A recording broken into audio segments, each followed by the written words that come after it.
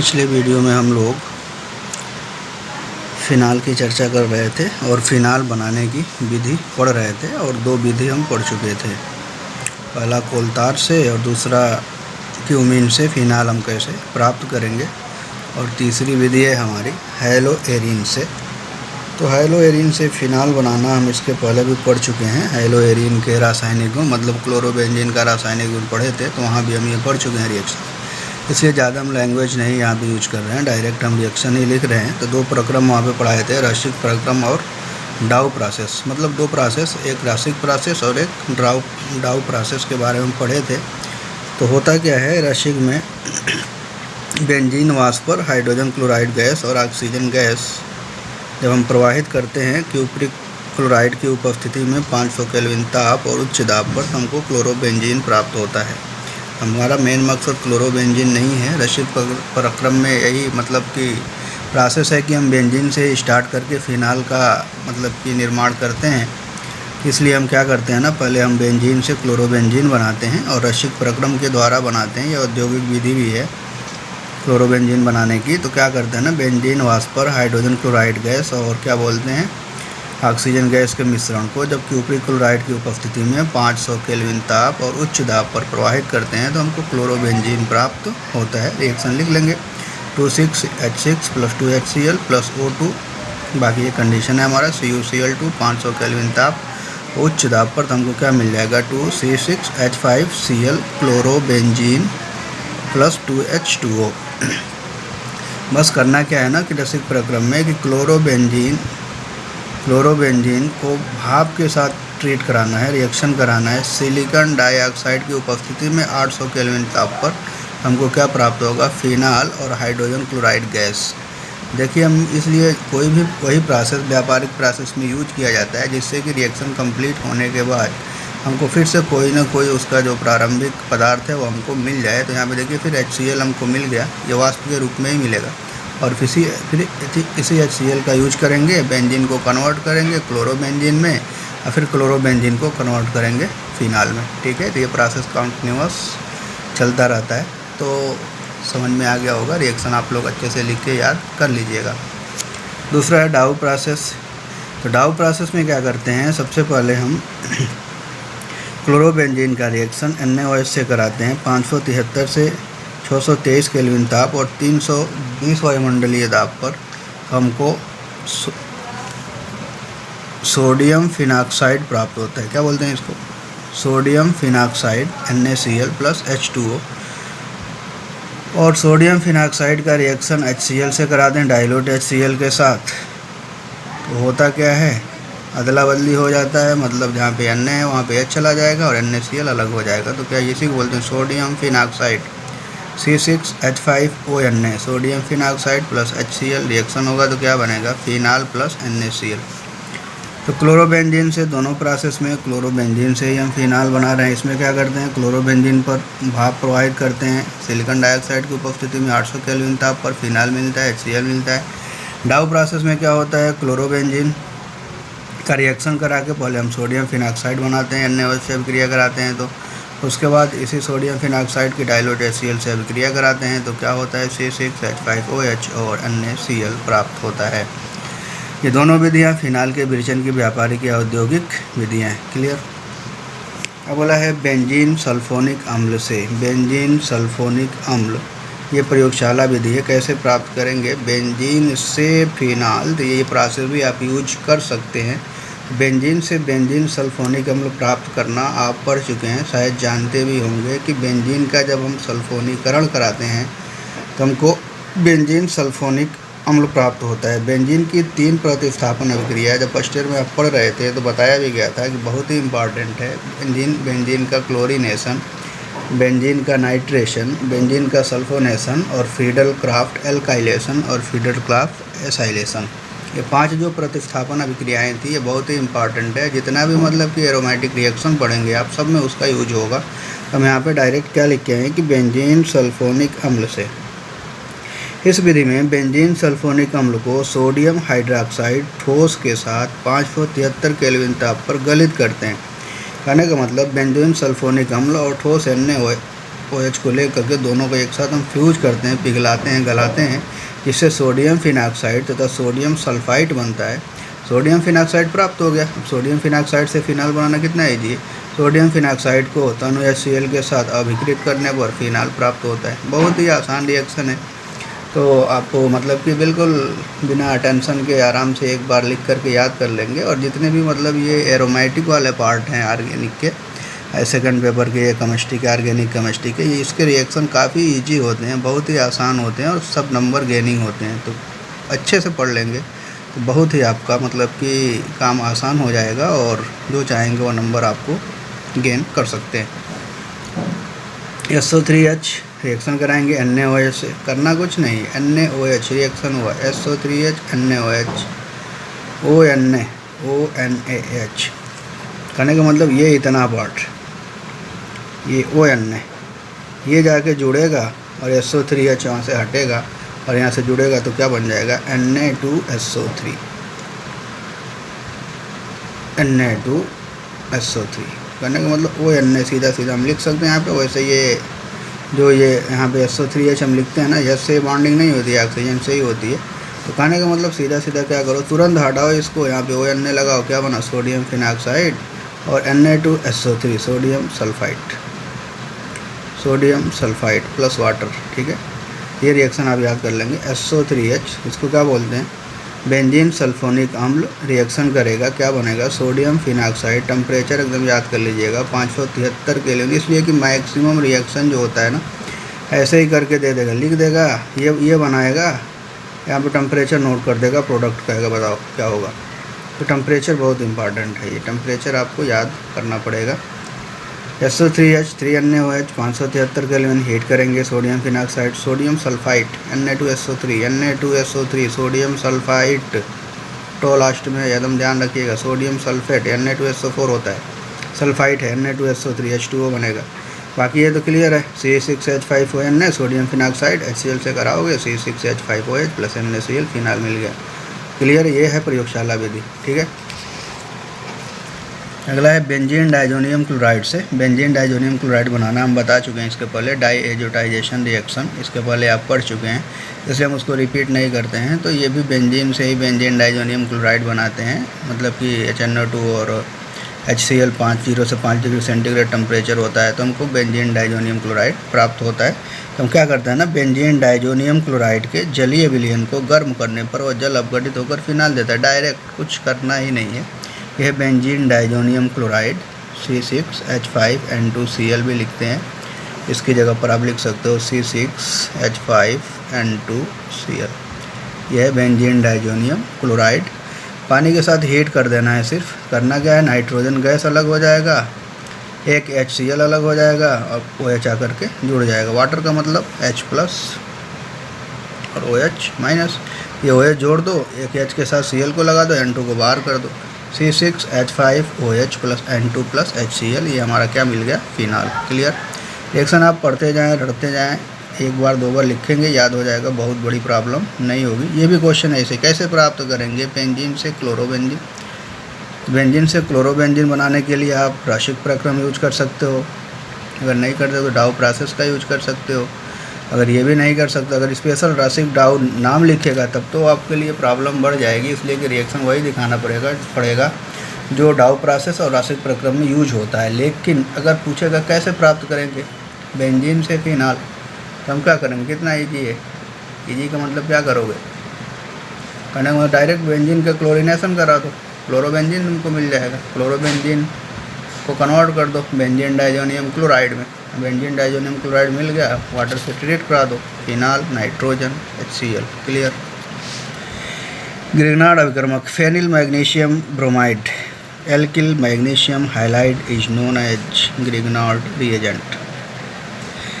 Aryl magnesium bromide halide है, aryl मतलब phenyl group लगा हुआ है, तो फेनिल मैग्नीशियम ब्रोमाइड, इसी को हम क्या बोलेंगे, ग्रिग्नार्ड अभिकर्मक के ईथरीय विलयन की ऑक्सीजन के साथ प्रकाश की उपस्थिति में अभिक्रिया कराने पर प्राप्त उत्पाद के जल अपघटन से फिनाल प्राप्त होता है।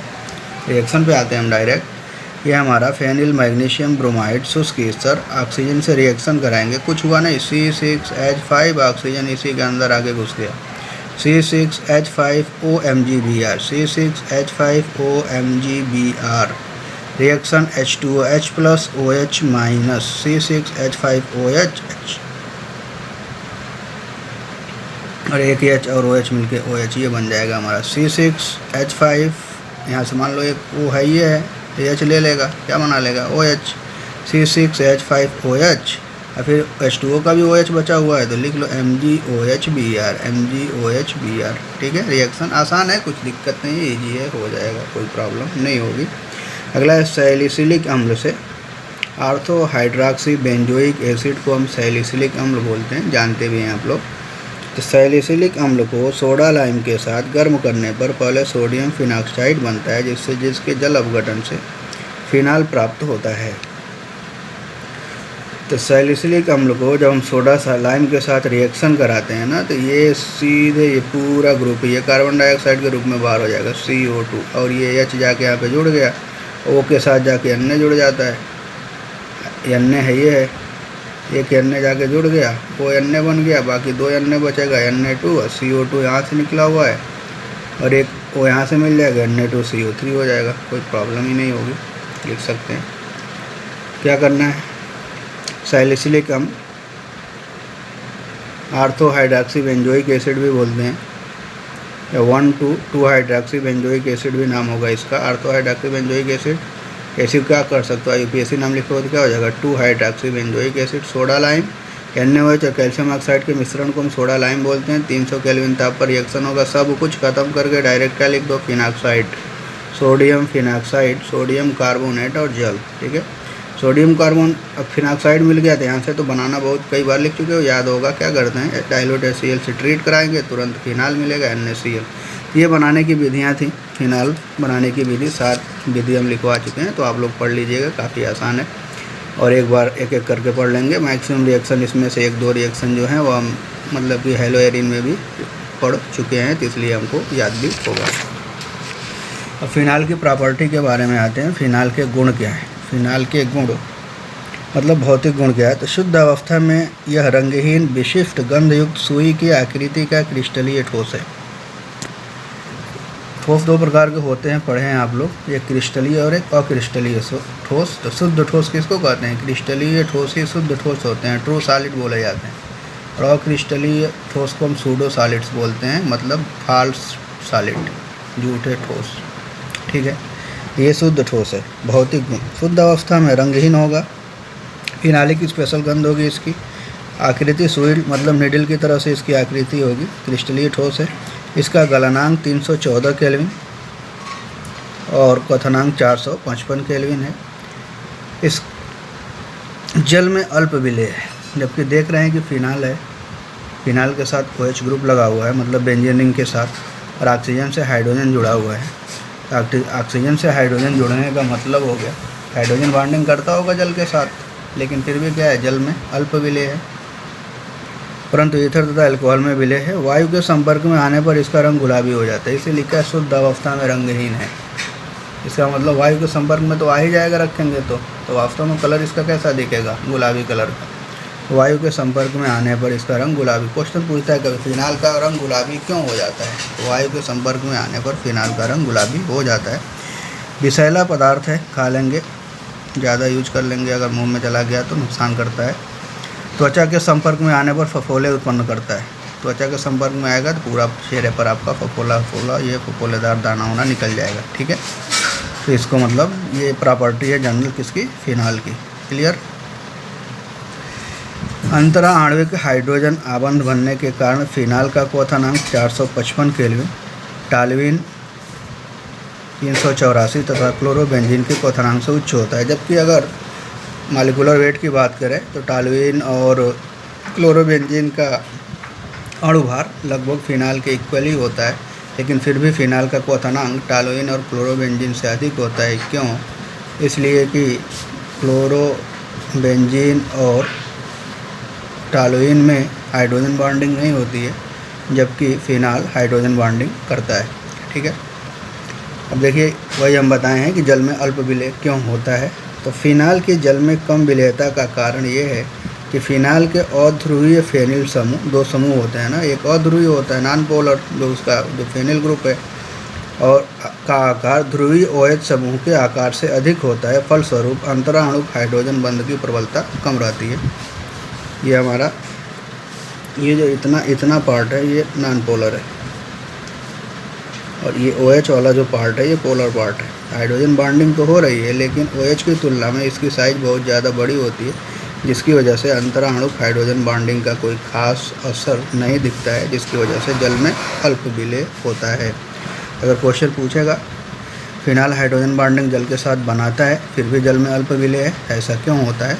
इसका सीधा कारण यही है कि जो उसका ध्रुवीय पार्ट होता है उसका मतलब कि उसके अध्रुवीय पार्ट की तुलना में ज़्यादा छोटा होता है, जिसकी वजह से अंतराणुक हाइड्रोजन बॉन्डिंग का कोई खास असर नहीं होता है, जिसकी वजह से जल में फिनाल अल्प विलय होता है।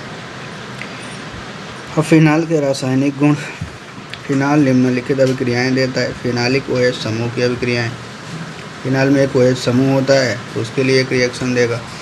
बेंजीन रिंग है तो उसकी वजह से एक अभिक्रिया देगा। बेंजीन वलय की अभिक्रियाएं, ऑक्सीकरण होगा, संघनन अभिक्रिया देगा, अन्य कुल मिलाकर मतलब 5 तरह की अभिक्रियाएं देता है फिनाल। तो हम एक एक करके सब पढ़ेंगे। तो सबसे पहला है हमारा फिनालिक OH समूह की अभिक्रियाएं। इसमें भी 2 तरह की अभिक्रियाएं होंगी। मान लीजिए ये हमारा फिनाल हो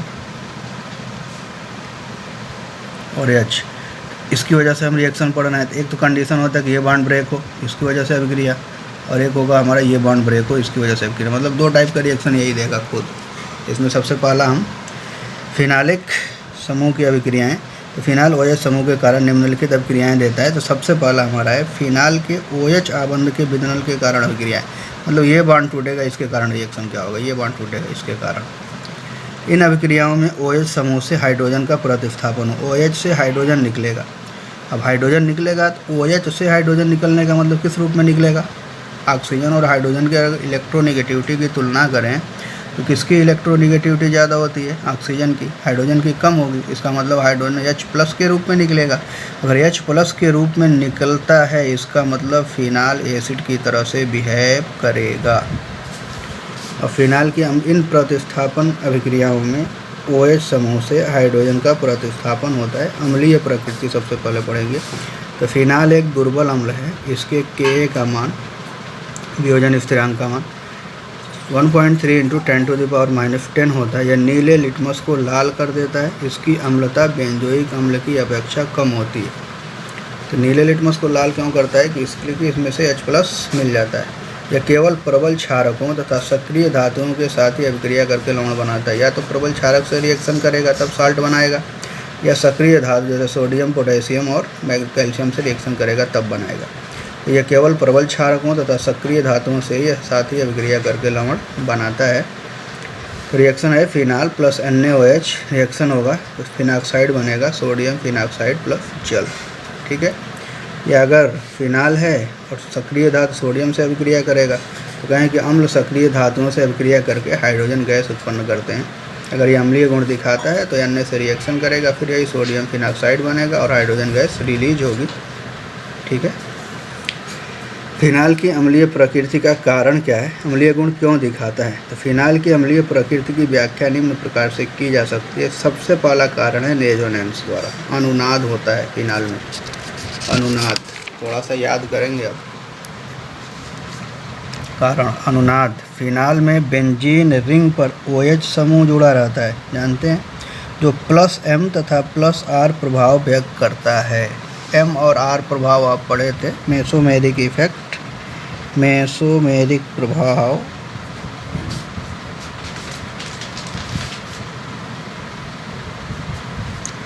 और अनुनाद प्रभाव। तो मेसोमेरिक को M से डिनोट करते थे, रेजोनेंस को R से।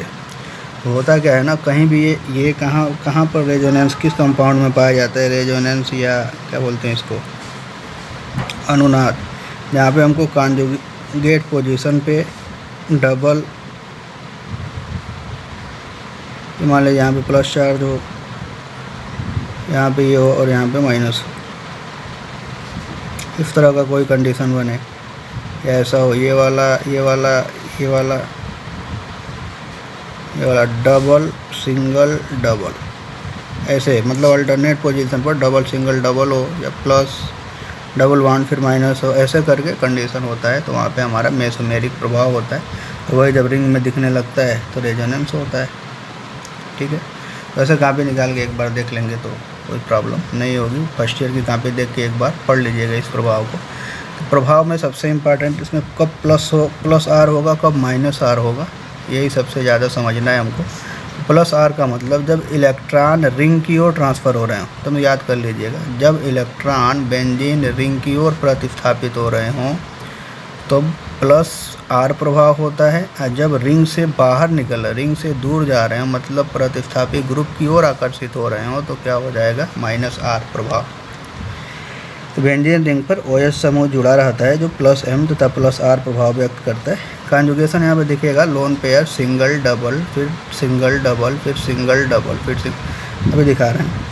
फिनाल में बेंजीन रिंग पर OH समूह जुड़ा रहता है जो प्लस M तथा प्लस आर प्रभाव व्यक्त करता है, जिसके कारण OH समूह में ऑक्सीजन पर उपस्थित इलेक्ट्रॉन युग्म, 2 इलेक्ट्रॉन पेयर हैं इस पर, बेंजीन रिंग की ओर आकर्षित होता है। बेंजीन रिंग की ओर आकर्षित होने का मतलब इलेक्ट्रॉन युग्म बेंजीन रिंग की ओर आकर्षित होता है। इसका मतलब हो गया कि प्रभाव कैसा है, प्लस आर प्रभाव।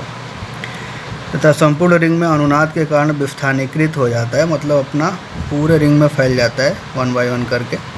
तथा फिनाल निम्नलिखित संरचनाएं प्रदर्शित करता है। देखिए अब कहाँ कहाँ पे रेजोनेंस होता है, तो कॉन्जुगेशन होना चाहिए। कॉन्जुगेशन का मतलब होता है, मान लीजिए अगर यहाँ से लोन पेयर की बात करें तो लोन पेयर सिंगल बॉन्ड फिर डबल बॉन्ड फिर सिंगल बॉन्ड फिर डबल बॉन्ड फिर सिंगल बॉन्ड फिर डबल बॉन्ड फिर single bond. Lone pair single double, इसकी वजह से लोन पेयर सिंगल डबल, इसकी वजह से मेसोमेरिक इफेक्ट। और यहाँ से lone pair single double single double single double single double, इसकी रिंग की वजह से रेजोनेंस इफेक्ट। ठीक है, तो दोनों प्रभाव शो करेगा। बाकी इलेक्ट्रॉन देखो रिंग की ओर ट्रांसफ़र हो रहा है, तो इसलिए प्रभाव क्या होगा, प्लस आर और प्लस एम प्रभाव। बाकी अब कैसे इलेक्ट्रॉन कम करेंगे, ये दोनों इलेक्ट्रॉन इसके बीच में आएगा, जिसकी वजह से यहाँ से बॉन्ड बनेगा। 2 इलेक्ट्रॉन मिलकर एक बॉन्ड बनाते हैं। जैसे ये बॉन्ड बनेगा तो कार्बन सिर्फ 4 ही बॉन्ड बना सकता है, तो 4 कंप्लीट होगा तो वैसे ही ये पाई बॉन्ड टूटेगा और टूट के इसके दोनों इलेक्ट्रॉन इस कॉर्नर पे आ जाएंगे। तो पहले स्टेप में यही होगा। और यहाँ से लोन पेयर आया है तो इस पर पॉजिटिव चार्ज प्लस। ठीक है, फिर यहाँ से ये दोनों इलेक्ट्रॉन फिर यहाँ शिफ्ट होंगे, ये आगे बढ़ेगा ऐसे करके, यहाँ पे आ गया। फिर ये दोनों इलेक्ट्रॉन यहाँ शिफ्ट होंगे, यहाँ डबल बॉन्ड आएगा और ये इलेक्ट्रॉन यहाँ पे आ जाएंगे, तो यहाँ पे आ गया। फिर उसके बाद अगले स्टेप में क्या होगा, ये दोनों इलेक्ट्रॉन यहाँ शिफ्ट होंगे, ये बॉन्ड टूट करके इस प्लस को ख़त्म करेगा, फिर वापस हमको वही स्ट्रक्चर मिलेगा। ठीक है, कुल मिला के 5 रेजोनेटिंग स्ट्रक्चर 1 2 3 4 5 हमको मिल रहे हैं। तो अगर कोई भी स्ट्रक्चर एक जैसा नहीं है, सब अलग अलग है, ये 5 रेजोनेटिंग स्ट्रक्चर हैं, अनुनादी संरचनाएं हैं फिनाल की।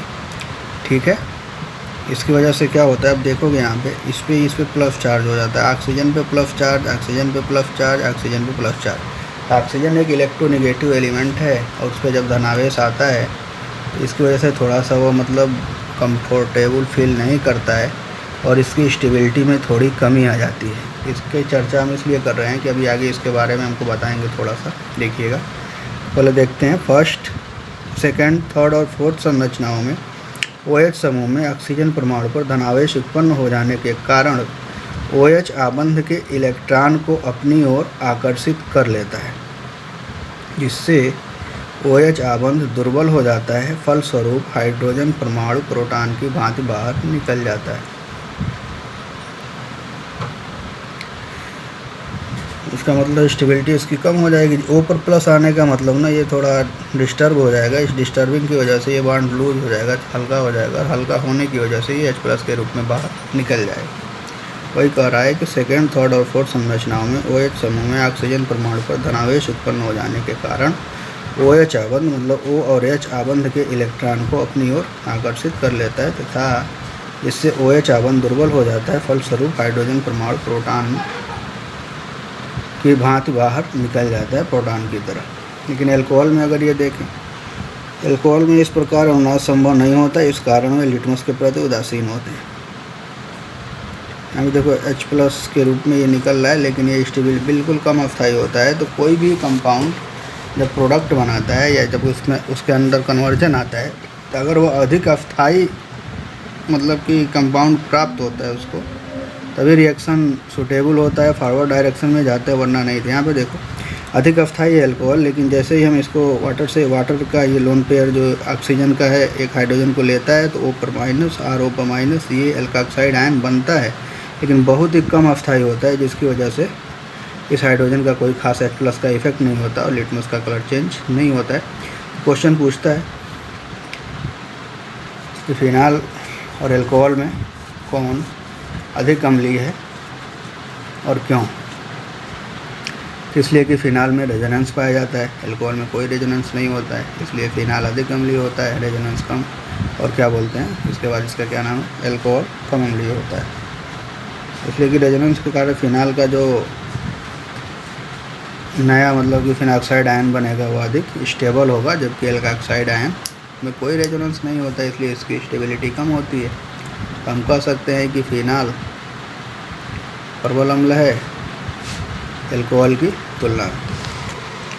अतः फिनाल एल्कोहल के सापेक्ष अधिक अम्लीय होते हैं। अम्लीय प्रकृति का घटता क्रम देख लेंगे, इसको रट लेंगे, आर्डर कभी कभी पूछता है। तो सबसे ज़्यादा एसिड मतलब एलिफैटिक एसिड सबसे ज़्यादा अम्लीय होगा, उसके बाद कार्बोनिक एसिड H2CO3, उसके बाद फिनॉल, उसके बाद HOH, उसके बाद ROH। ये OH कुछ भी हो सकता है, एलिफैटिक हो या मतलब बेंजोइक एसिड भी हो सकता है, ये बेंजोइक एसिड, उसके बाद carbonic acid, phenol, HOH, ROH। सबसे कम अम्लीय कौन है? एल्कोहल। वाटर से अधिक अम्लीय होता है कौन? C6H5OH phenol. ठीक है, तो ये आर्डर है, आप लोग देख लीजिएगा। और दूसरा जो कारण है ना अम्लीय गुण का, फिनॉक्साइड आयन के द्वारा, यह इम्पॉर्टेंट है, अभी क्लियर हो जाएगा। फिनाल प्रोटॉन त्याग कर फिनॉक्साइड आयन बनाता है, जो अनुनाद के कारण अस्थायित्व प्राप्त करता है। फिनॉक्साइड आयन के अनुनादी संरचनाओं में ऑक्सीजन परमाणु पर कोई धनावेश नहीं होता है। अभी फिनाल वाले में क्या बनाए थे, तो धनावेश आया था, लोन पेयर का हमने ट्रांसफ़र किया था। अतः फिनॉक्साइड आयन अनायनित फिनाल की तुलना में अधिक अस्थायी हो जाता है, जबकि यहाँ पे हम देख रहे थे ये फिनाल है, फिनाल के बाद से जैसे हमने इलेक्ट्रॉन का ट्रांसफ़र कराया, यहाँ पे सेकंड वाले स्ट्रक्चर में ऑक्सीजन पर प्लस आ गया। ऑक्सीजन पर प्लस आने का मतलब हो गया ये फिनाल से कभी भी होगा तो कम अस्थायी होगा। क्यों कम अस्थायी होगा? इसलिए कि ऑक्सीजन पर धनावेश आ गया।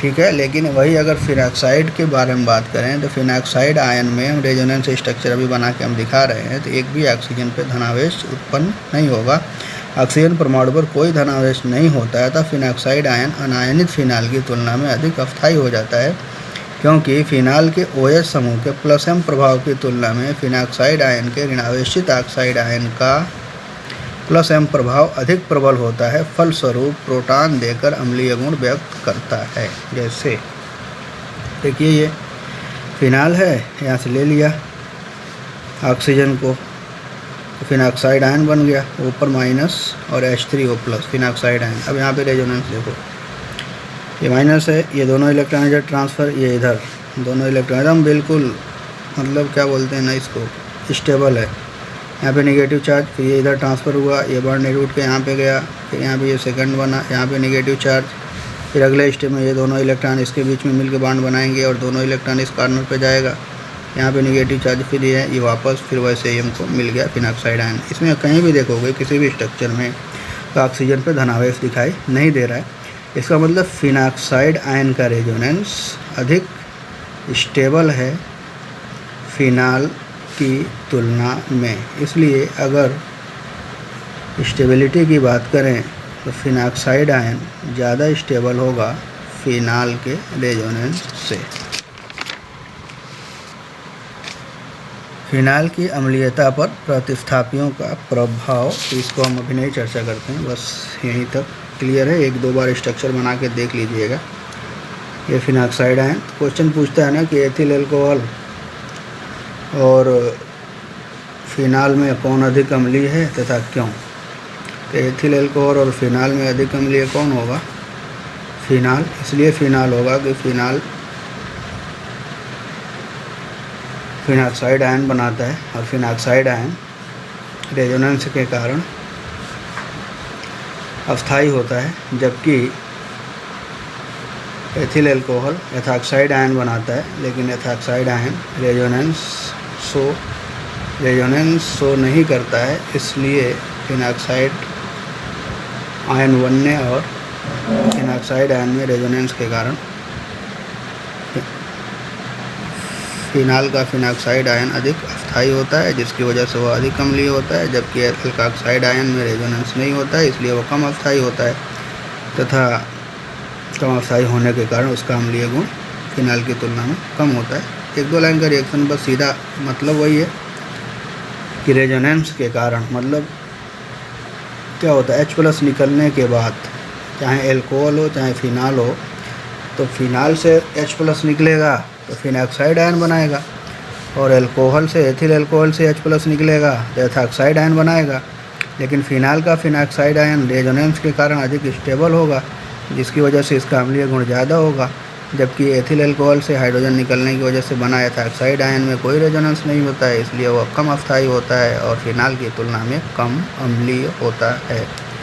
एक बार थोड़ा सा मतलब फर्स्ट ईयर की कॉपी देख करके resonance effect, mesomeric effect + I effect थोड़ा सा पढ़ लेंगे तो ज़्यादा और क्लियर हो जाएगा।